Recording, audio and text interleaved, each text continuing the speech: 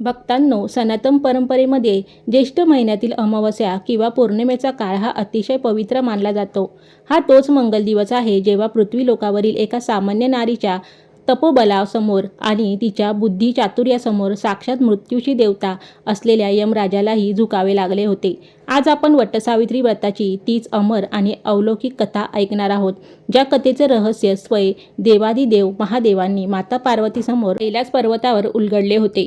या कथेचा महिमा अगाध आहे. ही केवळ एका व्रताची कहाणी नाही, तर एका पतिव्रतेच्या आत्मिक शक्तीचे आणि तिच्या अतूट विश्वासाचे जिवंत प्रमाण आहे. महादेवांच्या सांगण्यानुसार या दिवशी साक्षात त्रिदेव म्हणजेच ब्रह्मा, विष्णू आणि महेश वटवृक्षाच्या रूपाने पृथ्वीवर वास करतात आणि सुवासिनींना अखंड सौभाग्यवती भव असा वरदान देतात.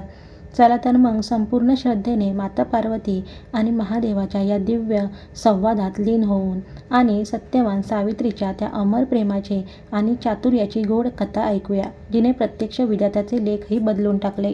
एकदा देवादिदेव महादेव आणि जगज्जननी माता पार्वती कैलास पर्वतावर विराजमान होते. कैलासचे ते वातावरण अत्यंत शांत, नयनरम्य आणि अलौकिक होते. चहूबाजूला बर्फाची पांढरी शुभ्र चादर पसरली होती. मंद सुगंधित वारा वाहत होता आणि नंदी महाराजांसह सर्व शिवगण भगवान आशुतोषच्या आराधनेत मग्न होते. जेव्हा भगवान शिव आपल्या ध्यान साधनेत जागे झाले, तेव्हा त्यांच्या चेहऱ्यावर एक वेगळे समाधान होते.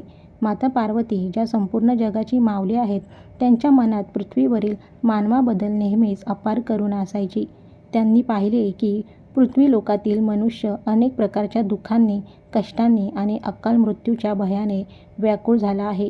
विशेषतः स्त्रिया आपल्या पतीच्या दीर्घायुष्यासाठी आणि कुटुंबाच्या सुखसमृद्धीसाठी नेहमीच काळजीत असतात.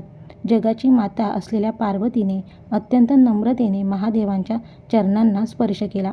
माता पार्वतीला असे चिंतातूर पाहून भगवान शिव मंद हसले आणि म्हणाले, हे देवी, हे महामाई, आज तुमच्या चेहऱ्यावर ही काळजीची रेषा कशी?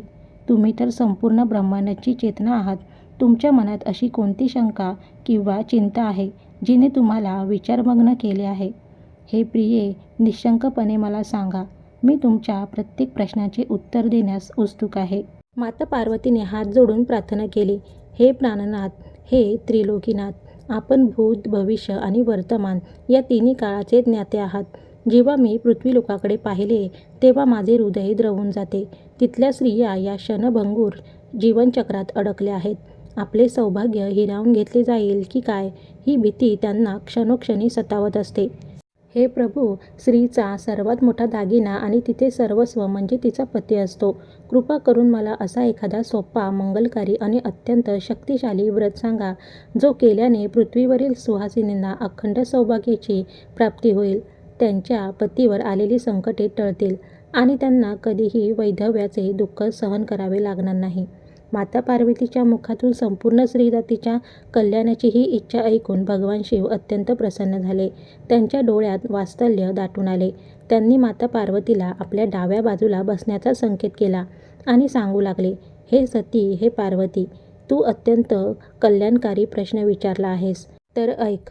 ज्येष्ठ महिन्यातील या तिथीला केले जाणारे वटसावित्री व्रत हेच ते परमश्रेष्ठ आणि अमोघ व्रत आहे, जे स्त्रियांना अखंड सौभाग्य प्रदान करते. या व्रताच्या प्रभावामुळे खुद्द यमराजालाही हार मानावी लागते आणि मृत पतीचे प्राणही परत येतात. माता पार्वतीने उत्सुकतेने विचारले, हे स्वामी, या व्रतामध्ये वटवृक्षाची म्हणजेच वडाच्या झाडाचीच पूजा करण्याचे काय महत्त्व आहे? या वृक्षामागे असे कोणते रहस्य दडले आहे, ज्याच्याशिवाय हे व्रत अपूर्ण मानले जाते? तेव्हा भगवान शिवाने हसतमुखाने वटवृक्षाचे रहस्य सांगायला सुरुवात केली. हे देवी, वडाचे झाड हे कोणतेही साधेसुधे झाड नाही. हे साक्षात त्रिदेवाचे रूप आहे. जेव्हा सृष्टीच्या सुरुवातीला चहूबाजूला प्रलय आला होता आणि संपूर्ण पृथ्वी जलमय झाली होती, तेव्हा याच वटवृक्षाच्या एका पानावर भगवान नारायण बालरूपात प्रकट झाले होते. या वृक्षाचे आयुष्य अमर्याद असते. तो कधीही नष्ट होत नाही. म्हणूनच याला अक्षय वट असे म्हटले जाते. महादेवांनी पुढे विस्ताराने सांगितले, या वटवृक्षाच्या मुळांमध्ये साक्षात सृष्टीचे रचयिता ब्रह्माजींचा वास आहे. या वृक्षाच्या खोडात आणि सालामध्ये जगाचे पालनहार भगवान विष्णू निवास करतात. वटवृक्षाच्या फांद्या, पाने आणि जटामध्ये माझं म्हणजेच शिवचं स्नान आहे. आणि जेव्हा सुहासिनी स्त्रिया या वृक्षाला सुताचा धागा गुंडाळतात तेव्हा त्यात माता सावित्री आणि माता गायत्रीचा वास होतो. हे पार्वती, जी स्त्री या दिवशी या वृक्षाच्या शीतल छायेत येऊन तिची पूजा करते तिला आम्हा त्रिदेवांचा आणि साक्षात शक्तीचा एकाच वेळी आशीर्वाद मिळतो. तिची प्रार्थना कधीही अपयशी ठरत नाही. कथा पुढे नेत भगवान शिवांनी माता पार्वतीला त्रेतायुगातील एक सत्य घटना सांगितली, जी या व्रताची मूळ शक्ती आहे. शिवजी म्हणाले, हे पार्वती, मंद्र देशाचे राजा अश्वपती यांना सावित्री नावाची एक अत्यंत तेजस्वी आणि संस्कारी कन्या होती. सावित्रीने आपल्या अंतःकरणातून तेसनं राजाचा पुत्र सत्यवान याला आपल्या पती म्हणून स्वीकारले होते. सत्यवान हा सर्वगुण संपन्न आणि संस्कारी तरुण होता, परंतु त्याच्या आयुष्यात एक फार मोठा दोष होता. देवर्षी नारदांनी विवाहापूर्वीच राजा अश्वपतींना सावध केले होते की सत्यवान अल्पायुषी आहे. विवाहाच्या ठीक 1 वर्षानंतर ज्येष्ठ महिन्याच्या या तिथीला त्याचा मृत्यू निश्चित आहे. माता पार्वतीने अगदी एकाग्रतेने विचारले, मग काय झाले प्रभू? सावित्रीने घाबरून आपला निर्णय बदलला का?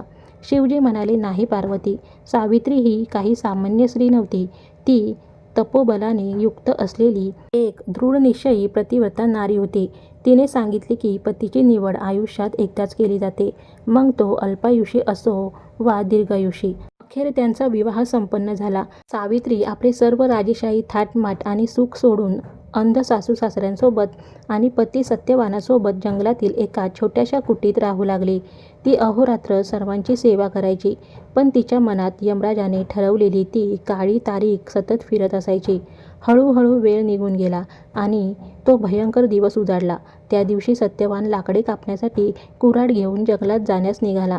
सावित्रीला माहीत होते की आजचा दिवस शेवटचा आहे, त्यामुळे तिने सासू सासऱ्यांची आज्ञा घेतली आणि तीही सत्यवानासोबत जंगलात गेली. चालता चालता दुपार झाली. सत्यवानाने एका विशाल वटवृक्षाखाली आपली कुऱ्हाड ठेवली आणि लाकडे तोडण्यासाठी तो झाडावर चढला. पण काही वेळातच त्याच्या डोक्यात असह्य कळा येऊ लागल्या.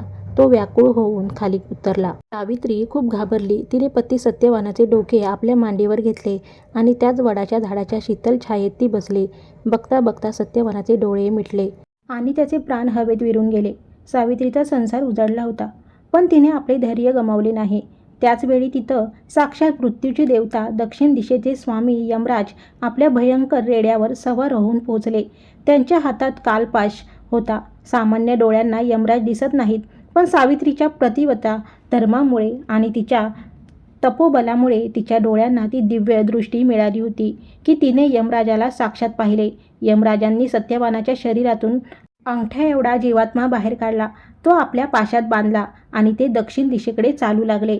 भगवान शिव पार्वतीला म्हणाले, हे देवी, इथून सावित्रीच्या त्या अद्भुत चरित्राची सुरुवात होते, जिने इतिहास बदलला. सत्यवानाचे प्राणहीन शरीर त्याच वडाच्या झाडाला टेकवून सावित्री देखील यमराजाच्या मागे मागे चालू लागली. काही अंतर गेल्यावर यमराजांनी मागे वळून पाहिले तर एक मृत्यूलोकातील नारी त्यांच्या मागे येत होती. यमराज कडक आवाजात म्हणाले, हे पुत्री सावित्री, तू कुठे येत आहेस? हा मृत्यूचा मार्ग आहे. इथे जिवंत माणूस येऊ शकत नाही. तुझ्या पतीची या पृथ्वीवरील वेळ संपली आहे. आता तू मागे फिर आणि त्याच्या शरीरावर अंत्यसंस्कार कर. तू तुझे पत्नी कर्तव्य पार पाडले आहेस. सावित्रीने हात जोडून अत्यंत मधुर आणि शास्त्रोक्त वाणीत उत्तर दिले, हे धर्मराज, जिथे माझे पती जातात तिथे जाणे हे माझे परम कर्तव्य आहे. सुख असो वा दुःख, जीवन असो वा मृत्यू, पतीच्या मागे जाणे हाच पत्नीचा धर्म आहे. सनातन धर्म सांगतो की पती पत्नीची साथ केवळ या जन्माची नसून जन्मोजन्मीची असते. तुमच्या पाशाची शक्ती मला माझ्या पतीपासून वेगळे करू शकत नाही. यमराज सावित्रीची ती विद्वतापूर्ण आणि रसाळ वाणी ऐकून थक्क झाले. ते म्हणाले, पुत्री, मी तुझ्या या धर्मनिष्ठेवर आणि मधुर वाणीवर अत्यंत प्रसन्न आहे. तू सत्यवानाच्या प्राणाशिवाय कोणताही एक वर मागून घे आणि इथून सुखाने परत जा. सावित्रीने विलंब न करता सांगितले, हे प्रभू, जर आपण माझ्यावर प्रसन्न असाल तर माझे अंध आणि राज्यापासून बेदखल झालेले सासू सासरे यांना त्यांचे डोळे परत द्या. त्यांच्या डोळ्याची ज्योती परत येऊ दे आणि त्यांचे गमावलेले राज्य आणि वैभव त्यांना पुन्हा मिळू दे. यमराज म्हणाले, तथास्तु. असेच होईल. आता तू मागे जा. पण सावित्री मागे फिरली नाही. ती सतत यमराजाच्या मागे चालत राहिली. यमराजांनी पुन्हा मागे वळून पाहिले आणि म्हणाले, सावित्री, तू अजूनही माझ्या मागे येत आहेस. मानवी शरीराला एक मर्यादा असते. तू या कठीण मार्गावर चालून थकून जाशील. सावित्री म्हणाली, हे साक्षात धर्मराज, जेव्हा मी माझ्या पतीसोबत आहे तेव्हा मला कसला आलाय थकवा आणि कसले दुःख. माझे पती हेच माझे दैवत आहेत. यमराज तिच्या या दृढ निश्चयासमोर पुन्हा वितळले. ते म्हणाले, अद्भुत. तुझ्यासारखी पतिव्रता नारी मी आजवर पाहिली नाही. माग, अजून एक वर माग, पण सत्यवानाचे प्राण मागू नकोस. सावित्री म्हणाली, हे सूर्यपुत्र यमराज, माझे वडील महाराज अश्वपती यांना कोणतीही पुत्रसंतान नाही, ज्यामुळे त्यांचा वंश पुढे चालेल. कृपा करून माझ्या पित्याला 100 यशस्वी पुत्रांचे वरदान द्या. यमराज म्हणाले, तथास्तु. तुझ्या पित्याला 100 पुत्र होतील. आता तरी तुझा मार्ग संपला. आता तरी घरी जा. परंतु सावित्रीची पावले थांबली नाहीत. शरीराच्या मागे जशी सावली चालते तशी ती यमराजाच्या मागे चालत राहिली. यमराज आता पेचात पडले. त्यांनी शेवटचे थांबून सांगितले, सावित्री, हा माझा अंतिम न्याय आहे. पण मी तुझ्या या त्यागाने आणि भक्तीने अत्यंत प्रभावित झालो आहे. तू माझ्याकडून एक शेवटचा वर मागून घे. पण यानंतर तुला कोणत्याही परिस्थितीत मागे जावे लागेल. सावित्री या संधीची वाट पाहत होती. तिने अत्यंत नम्रतेने आपले मस्तक झुकवले आणि म्हणाली, हे प्रभू, जर आपण माझ्यावर खरोखरच कृपाळू आहात तर मला 100 गुणवान आणि पराक्रमी पुत्राची माता होण्याचे वरदान द्या.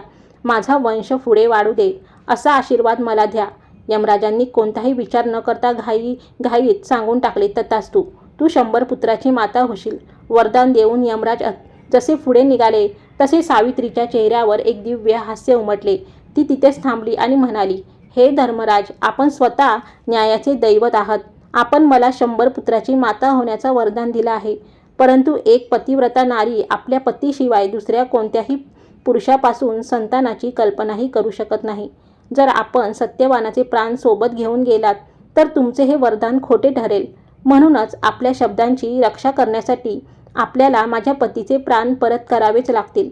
यमराज अवाक झाले. साक्षात काळाला एका सामान्य स्त्रीने आपल्या प्रेम, धर्म आणि बुद्धीच्या जोरावर पराभूत केले होते. यमराज मोठ्याने हसले आणि म्हणाले, धन्य आहेस सावित्री, तू धन्य आहेस. तुझ्या चातुर्याने आणि पतिभक्तीने आज मृत्यूचे नियमही बदलून टाकले आहेत. यमराजांनी आपल्या पाशातून सत्यवानाच्या प्राणांना मुक्त केले आणि म्हणाले, जा पुत्री, तुझा पती आता 400 वर्षापर्यंत जिवंत राहील आणि पृथ्वीवर राज्य करेल. तुम्ही दोघे या जगात अमर व्हाल. भगवान शिवानी कथेचा समारोप करताना माता पार्वतीला सांगितले, हे उमा, यमराजांकडून वरदान मिळवून सावित्री अत्यंत वेगाने त्याच जंगलात वडाच्या झाडापाशी आली, जिथे सत्यवानाचे मृत शरीर पडले होते. सत्यवानाच्या शरीरात हळूहळू चेतना परत आली. त्याने आपले डोळे उघडले. जणू तो एखाद्या गाढ झोपेतून जागा झाला असावा.